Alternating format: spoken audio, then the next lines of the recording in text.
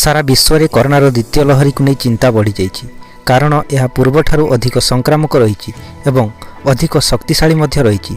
तेबे एही सबु मध्य सारा विश्व में वैक्सीन दिज्वा आरंभ हो सारानी एवं अमेरिका रे वैक्सीन द्वितीय डोज दिज्वा आरंभ हो सारानी किंतु अमेरिका रे 50 लाख रु अधिक लोक यह वैक्सीन द्वितीय डोज को नेबापई मना कर देउछंती। एहाकु नै सेमाने किछि आश्चर्यजनक कारण मध्ये जणाइछंती।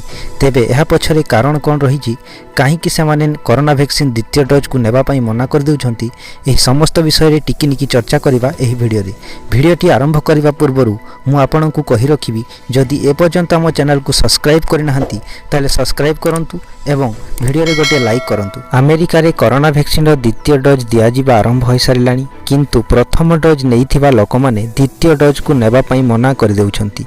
तेबे अमेरिका रे कोरोना वैक्सीन दिज्वा आरंभ होइथिला।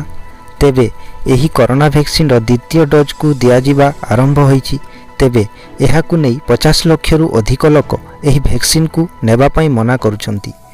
एहाकु नै सेमाने किछि आश्चर्यजनक कारण मध्य दर्शाइछंती जेउ मध्यरु कि सेमानकर प्रथम भय हेउछि जे एही वैक्सीन रे कोनोसी साइड इफेक्ट देखा जिवो।